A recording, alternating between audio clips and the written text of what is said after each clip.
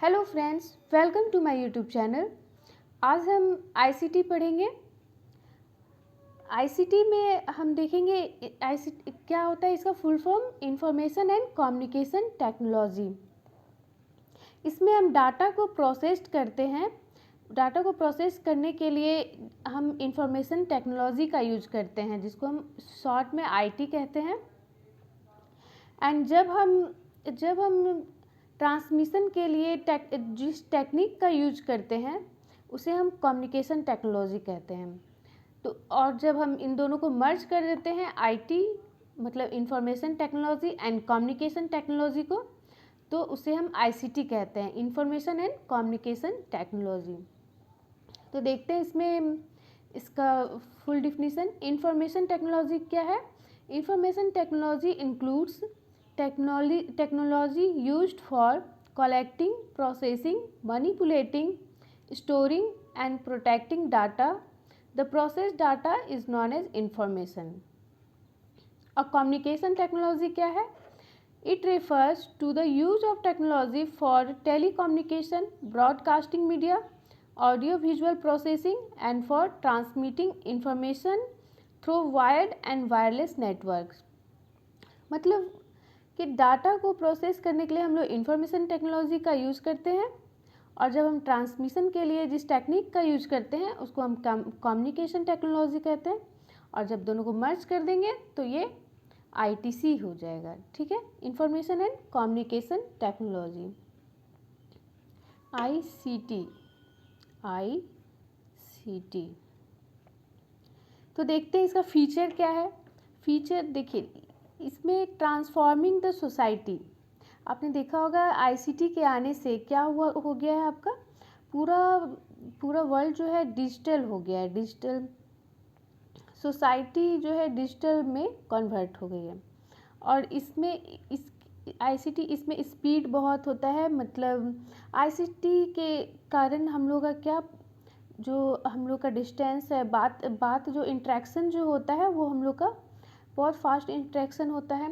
पहले हमें दूर जाना होता था किसी से बात करने के लिए, अभी हम लोग क्या है मैसेज भेज देते हैं, तुरंत हो जाता है, या कॉल कर देते हैं। तो इंट्रैक्शन फास्ट हो गया है, स्पीड हो गया है इसमें। फिर रिसर्च एंड डेवलपमेंट में आईसीटी का यूज बहुत होता है, बहुत इम्पॉर्टेंट है रिसर्च एंड डेवलपमेंट के लिए आईसीटी। और फिर ये वर्सेटाइल होता है, मतलब मल्टीटास्किंग परफॉर्म करता है, ये मल्टीटास्किंग टास्क परफॉर्म करता है।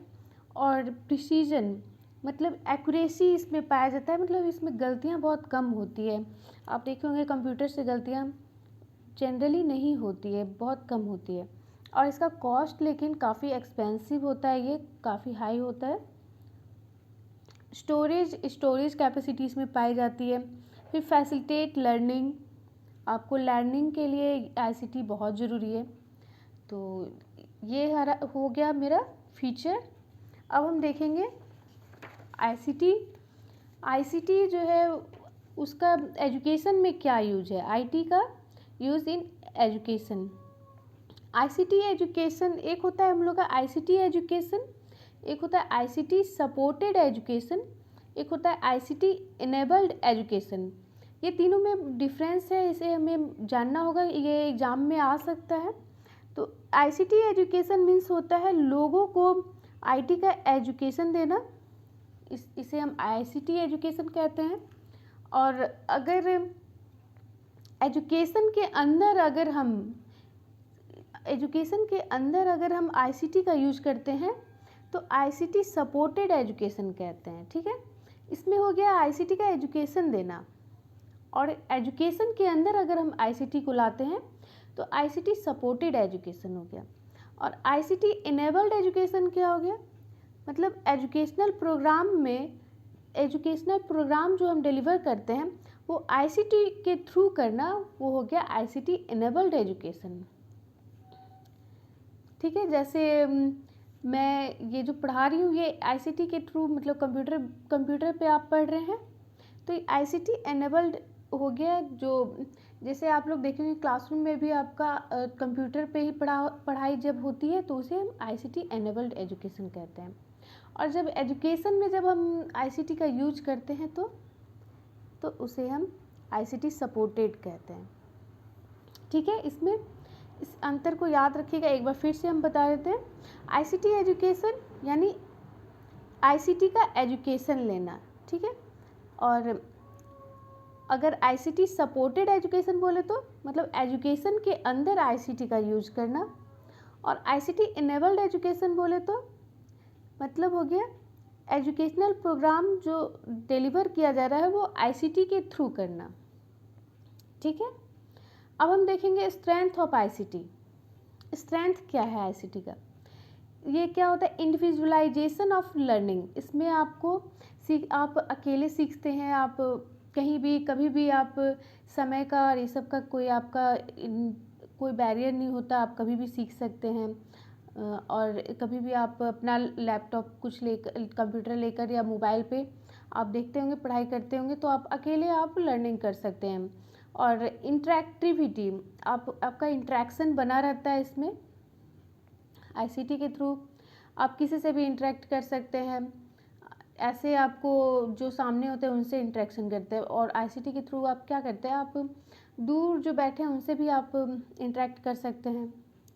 डिस्टेंस एंड क्लाइमेट इंसेंसिटिव, मतलब इसमें डिस्टेंस जो है वो और क्लाइमेट जो है मायने नहीं रखता। ठीक है, और मोर economical, high speed of delivery and wider reach.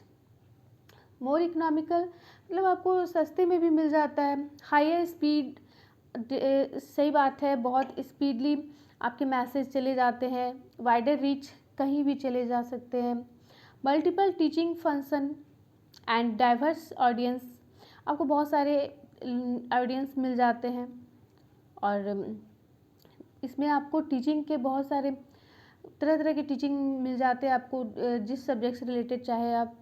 Uniform quality, आपको क्वालिटी भी जो कंटेंट जो प्रोवाइड की जाती है, वेल प्रोड्यूस्ड क्वालिटी प्रोवाइड की जाती है, गुड क्वालिटी के होते हैं आपके। और इसके वीकनेसेस क्या है देखते हैं। इसमें क्या होता है, high infrastructure and startup cost, आपका स्टार्टअप कॉस्ट ज़्यादा लगता है इसमें। एक्सेसिबिलिटी इशू, इसमें क्या होता है, इंटरनेट प्रॉब्लम आपका आता है, कभी सर्वर डाउन रहता है अधिकतर।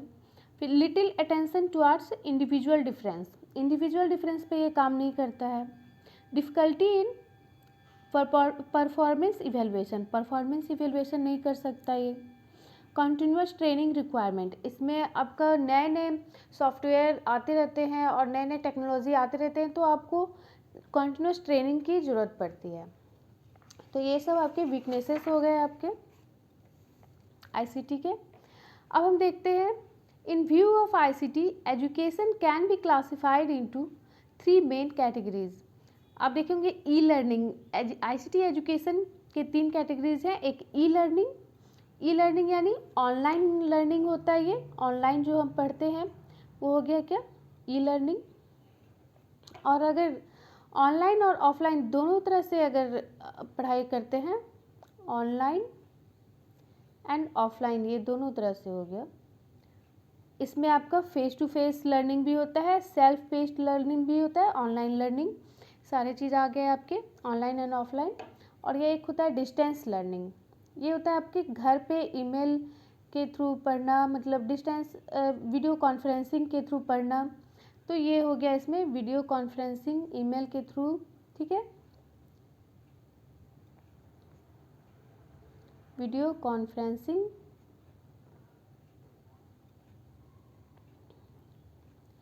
ईमेल के थ्रू, फॉरम, इलेक्ट्रॉनिक फॉरम के थ्रू पढ़ना, वो सब हो गया आपका डिस्टेंस लर्निंग। तो अब हम देखते हैं कंप्यूटर के बारे में। ठीक है, अभी तक हम लोग ने देखा आईसीटी क्या है, आईसीटी के बेसिक्स हमने देख लिया है। अब हम देखेंगे कंप्यूटर क्या होता है।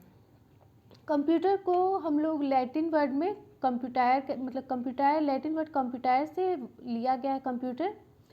इसका मतलब होता है टू कैलकुलेट, कैलकुलेशन करना। इसका बेसिक फंक्शन क्या होता है, to accept the input, process the input and output, and to store the data, data को स्टोर करता है, इनपुट को एक्सेप्ट करता है और प्रोसेस करता है इनपुट को, इनपुट एंड आउटपुट को। ठीक है। तो ये हो गया इस कंप्यूटर का काम। और unprocessed raw facts and figure को क्या कहते हैं? डाटा। और डाटा को जब हम प्रोसेस कर देते हैं तो ये कन्वर्ट हो जाता है इंफॉर्मेशन में। यानी अगर हम अगर हम कहें कंप्यूटर क्या है, जो हम जनरली डिफिनीसन देखते हैं तो देखते हैं हम लोग, it is an electronic device. ठीक है, कहते हैं इलेक्ट्रॉनिक डिवाइस है। देखते हैं फिर से, ये एक इलेक्ट्रॉनिक डिवाइस है जो क्या करता है? इंफॉर्मेशन एंड डाटा को मैनिपुलेट यानी चेंज करता है according to the set of instruction. मतलब सेट ऑफ इंस्ट्रक्शन यानी प्रोग्राम। सेट ऑफ इंस्ट्रक्शन किसे कहते हैं? प्रोग्राम को। तो according to set of instruction computer क्या करता है? इंफॉर्मेशन एंड डाटा को मैनिपुलेट करता है, चेंज करता है। और ये और क्या क्या परफॉर्म करता है आपका? ये आपका स्टोर करता है, डाटा को स्टोर करता है और फिर डाटा को पुनः प्राप्त करने में यूजफुल होता है, रिट्राइव करता है, प्रोसेस करता है डाटा को। ठीक है, तो ये सब कंप्यूटर का काम है।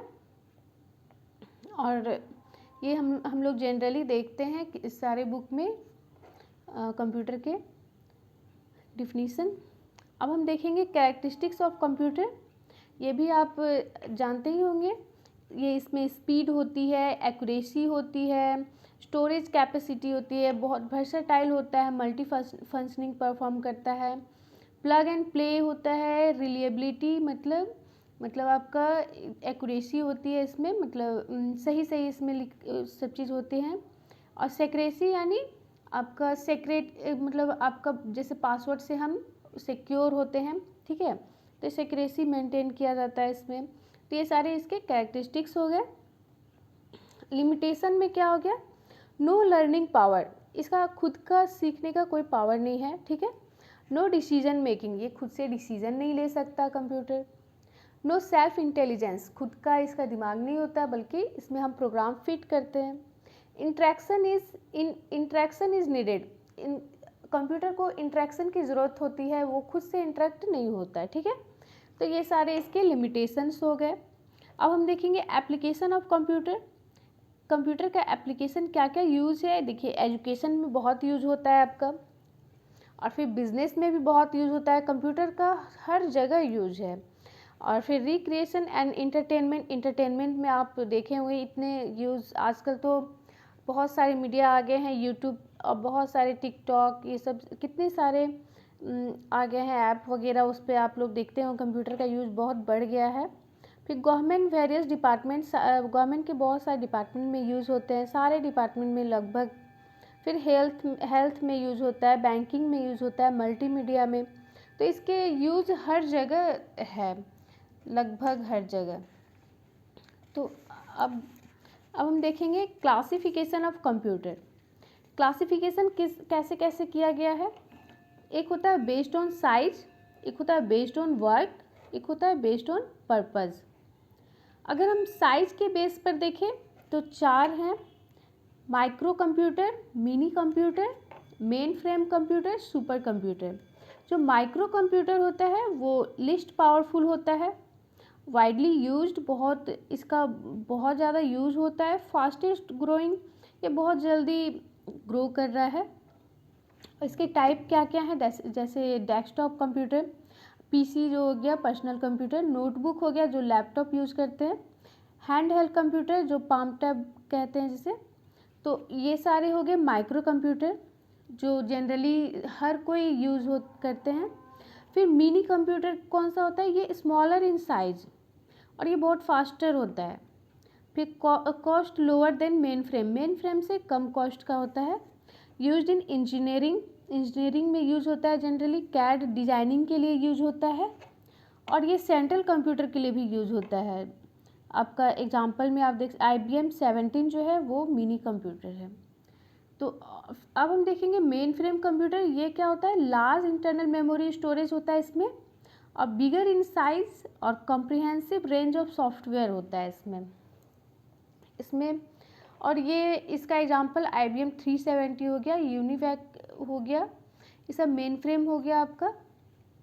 इसमें बहुत ज़्यादा मेमोरी होती है और सॉफ्टवेयर भी बहुत सारे होते हैं। फिर हो गया आपका सुपर कंप्यूटर। सुपर कंप्यूटर बहुत फास्टेस्ट कंप्यूटर है, ये बहुत एक्सपेंसिव है। स्पीड जो है उसको फ्लॉप्स में मेजर किया जाता है, ठीक है। FLOPS flops. ये फ्लॉप्स क्या होता है? फ्लॉप्स का फुल फॉर्म हो गया आपका फ्लोटिंग पॉइंट ऑपरेशंस पर सेकेंड। फ्लोटिंग पॉइंट्स ऑपरेशन पर सेकेंड। और एक देखिए, एक परम जो है वो पहला सुपर कंप्यूटर है इंडिया का, याद रखिएगा इसे। और एक प्रत्यूष जो है fastest super computer of India है, तो ये बहुत इंपॉर्टेंट है, याद रखिएगा।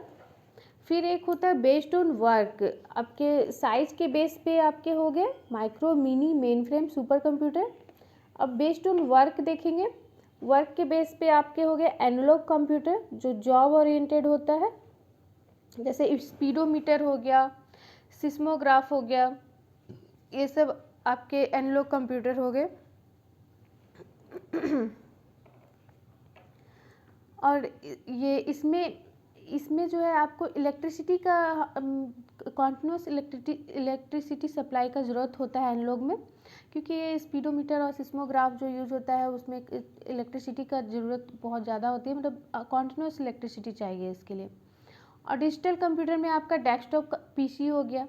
हाइब्रिड कंप्यूटर, हाइब्रिड जो है एनालॉग और डिजिटल का मर्ज है, ये दोनों को मर्ज कर देंगे तो ये हाइब्रिड कंप्यूटर हो गया। और ये हाइब्रिड कंप्यूटर जो है हॉस्पिटल में यूज़ होता है, ECG हो गया, और भी कई जगह और भी होते हैं इसके एग्जाम्पल। ECG यानी इलेक्ट्रो कार्डियोग्राफी के लिए। फिर अब हम देखेंगे बेस्ड ऑन पर्पज़। तो पर्पज़ के जनरल पर्पज़ के लिए हर कोई यूज करता है, और स्पेशल पर्पज़ में आपके सिंगल टास्क जो परफॉर्म करता है उसको स्पेशल पर्पज़ कहते हैं। इसमें क्या होता है, इसमें आपके ऑटोमेटिक एयरक्राफ्ट लैंडिंग के लिए यूज होता है, मल्टीमीडिया कंप्यूटर के लिए, ठीक है। तो ये सब हो गया स्पेशल पर्पज़, इसमें एक ही टास्क परफॉर्म करेगा स्पेशल पर्पज़ में। तो ये हो गया हमारा क्लासिफिकेशन ऑफ कंप्यूटर। अब हम देखेंगे इसका जनरेशन ऑफ कंप्यूटर। ये भी बहुत इम्पॉर्टेंट है जनरेशन। तो देखते हैं इसमें क्या है। आपका फर्स्ट जनरेशन जो था 1940 से 56 तक था। इसमें आपका स्विचिंग डिवाइस जो है वैक्यूम ट्यूब है, स्टोरेज डिवाइस मैग्नेटिक ड्रम, और स्पीड आपका मिली सेकेंड, और operating system batch operating system चलता था। और लैंग्वेज आपका क्या, मशीन लैंग्वेज जो बाइनरी नंबर 0 to 1 है। और एप्लीकेशन यूज क्या था, यूज फॉर साइंटिफिक पर्पज़। पहले जो था सबसे पहले साइंटिफिक पर्पज़ के लिए यूज होता था। तो ऐसे हम देखते हैं कि फर्स्ट जनरेशन में मेरा स्विचिंग डिवाइस क्या था। इस तरह से अच्छा है कि हम ऐसे देखें। तो पहला स्विचिंग डिवाइस में क्या था, पहले फर्स्ट जनरेशन में वैक्यूम ट्यूब, फिर उसके बाद ट्रांजिस्टर आया, और ट्रांजिस्टर के बाद सेकेंड जनरेशन में ट्रांजिस्टर, फिर थर्ड जनरेशन में इंटीग्रेटेड सर्किट, फिर उसके बाद VLCC मतलब very large scale integrated circuit, जिसको हम माइक्रो प्रोसेसर भी कहते हैं। फिर उसके बाद super large scale integrated chip, इसको हम लोग बायो चिप भी कहते हैं।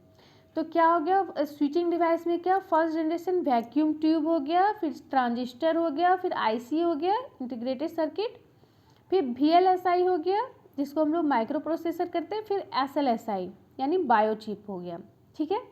पांचों याद रहेगा, vacuum tube, transistor, integrated circuit, VLSI, SLSI।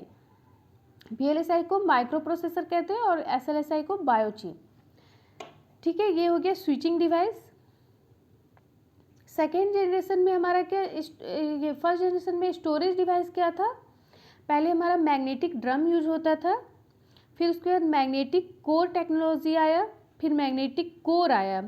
पहले मैग्नेटिक ड्रम, फिर मैग्नेटिक कोर टेक्नोलॉजी, फिर कोर, ठीक है। फिर फोर्थ जनरेशन जो अभी प्रेजेंट है, और फिफ्थ जनरेशन में ये फोर्थ में आ गया सेमी कंडक्टर मेमोरी जिसको हम विंचेस्टर डिस्क भी कहते हैं, और फिर ऑप्टिकल डिस्क। फिर से देख लेते हैं, magnetic drum, magnetic core technology, फिर मैग्नेटिक कोर, फिर सेमी कंडक्टर मेमोरी या वानचेस्टर डिस्क, फिर ऑप्टिकल डिस्क, वानचेस्टर डिस्क, फिर ऑप्टिकल डिस्क, बाकी सब मैग्नेटिक। ठीक है, अब स्पीड देखेंगे। स्पीड में क्या था, फर्स्ट जनरेशन में आपका मिली सेकेंड था, फिर मिली से माइक्रो हो गया, माइक्रो से नानो, नानो से पीको, मिली माइक्रो नानो पीको, याद रखने के लिए कर लीजिए, मिली माइक्रो नानो पीको, मिली माइक्रो नानो पीको। ठीक है, अब ये फिर हम देखेंगे ऑपरेटिंग सिस्टम क्या था फर्स्ट जनरेशन का, batch operating system first generation. Second generation में टाइम शेयरिंग सिस्टम जो मल्टीटास्किंग ऑपरेटिंग सिस्टम था, बैच टाइम, रियल टाइम, और ये time sharing network GUI interface, फिर knowledge information processing system. Batch time sharing फिर उसके बाद क्या है, जो रियल टाइम सिस्टम, फिर टाइम शेयरिंग नेटवर्क, यहाँ था टाइम शेयरिंग सिस्टम। ठीक है, batch operating system, time sharing system, और फिर real time system, time sharing network जिसको GUI इंटरफेस कहते हैं, फिर knowledge information processing system. Batch time, real time, time, और फिर नॉलेज इंफॉर्मेशन प्रोसेसिंग सिस्टम। ठीक है, ये याद रहेगा। फिर लैंग्वेज पहले क्या था, फर्स्ट जनरेशन में आपका मशीन लैंग्वेज यूज हो रहा था, बाइनरी इससे 0-1 जो अभी भी यूज होता है, लेकिन लैंग्वेज देखेंगे फिर क्या क्या डेवलप हुआ। फिर assembly language, high level language use होने लगा सेकेंड जनरेशन में। फिर थर्ड जनरेशन में हाई लेवल लैंग्वेज जैसे फॉर्ट्रॉन हो गया, कोबोल हो गया, ये सब हाई लेवल लैंग्वेज। फिर फोर्थ जनरेशन में हमारा पास्कल आया, फिर ADA, कोबोल आया, फिर फॉर्ट्रॉन आया, तो ये सब फोर्थ जनरेशन में आया है। और फिर फिफ्थ जनरेशन में नेचुरल लैंग्वेज। तो ये पहला था मशीन लैंग्वेज, फिर असेंबली लैंग्वेज, फिर हाई लेवल, फिर ये भी आपका पास्कल हो गया, ये सब आपका हाई लेवल हो गया। फिर एप्लीकेशन क्या यूज होने लगा, फर्स्ट जनरेशन में हमारा जो एप्लीकेशन यूज था क्या किस चीज़ में यूज होता था, साइंटिफिक पर्पज़ के लिए ओनली। फिर सेकेंड जनरेशन में कॉमर्शियल प्रोडक्शन के लिए भी यूज होने लगा प्रोडक्शन में। फिर थर्ड जनरेशन में हमारा डाटाबेस मैनेजमेंट सिस्टम के लिए। फिर फोर्थ जनरेशन में हमारा डिस्ट्रीब्यूटेड सिस्टम आ गया। और फिफ्थ जनरेशन में आर्टिफिशियल इंटेलिजेंस यानी रोबोटिक्स के लिए, जो कि दोनों प्रेजेंट है, fourth generation fifth generation, distributed system और आर्टिफिशियल इंटेलिजेंस दोनों एट प्रेजेंट भी यूज हो रहा है। ठीक है, तो ये हो गया हमारा जनरेशन ऑफ कंप्यूटर। अब नेक्स्ट हमें कंपोनेंट्स पढ़ने हैं कंप्यूटर के, और भी सारे जो पढ़ने हैं वो नेक्स्ट वीडियो में करेंगे।